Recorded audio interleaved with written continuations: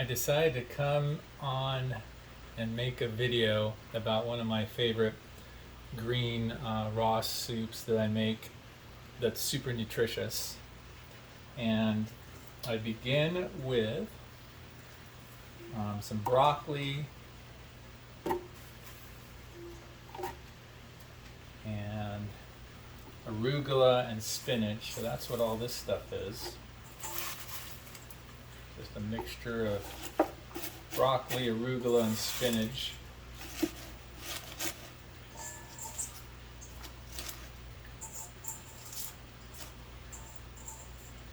Let me just check that the video is working.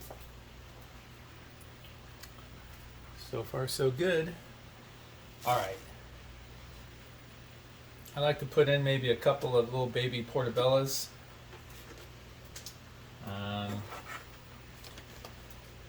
A little clove of garlic, a teeny bit of my homemade mustard.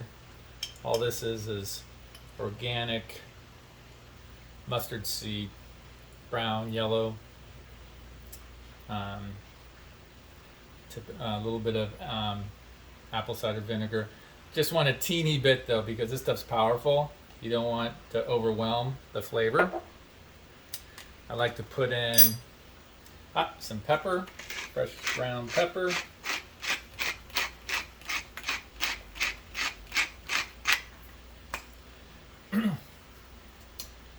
Some fresh lemon, squeeze some fresh lemon in there.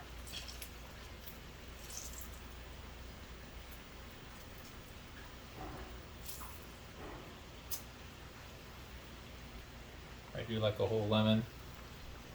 And I'll save these lemons and freeze them. Freezing lemons, like frozen rinds and stuff like this, are great to add to smoothies at some point down the road. So try not to waste it. A lot of nutrition in this rind, obviously. Okay, this is actually nama shoyu. It's not soy sauce, but yeah, roughly the same stuff. But I just like putting in just a little dash in there.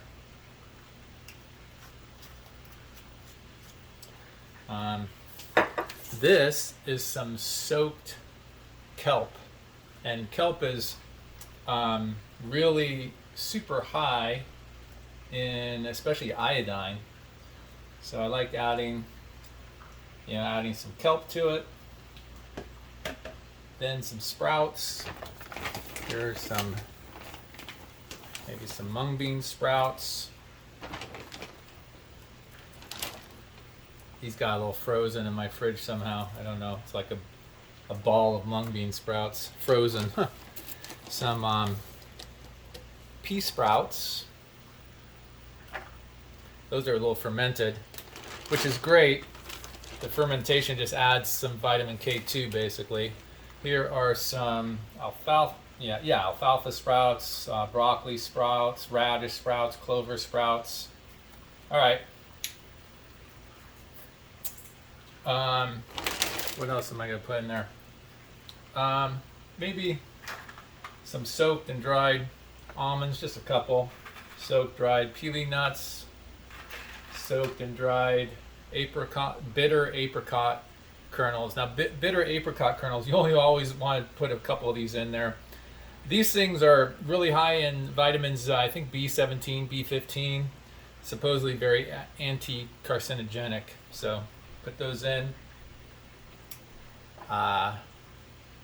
This is just some leftover salad dressing I made, but it's basically just olive oil and some fermented, like sauerkraut juice in there. That's about it. Maybe some lemon, I think. So I just want the olive oil in, so I'm just going to put in a little, well, it's almost gone. Might as well just put it all in. Wow, not that much. I probably put in too much, but that's fine. It's not that strong. Put a little bit of coconut oil in there for those healthy MCTs. MCTs are medium chain triglycerides, fatty acids, and some purified water. Let's see.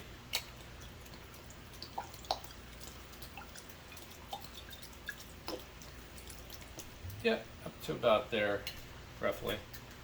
Okay, so you saw in the ingredients, the water levels, you know, maybe up to about a quarter or a third, roughly. You can see there. All right, let me blend it up. I'll put you on hold for a sec.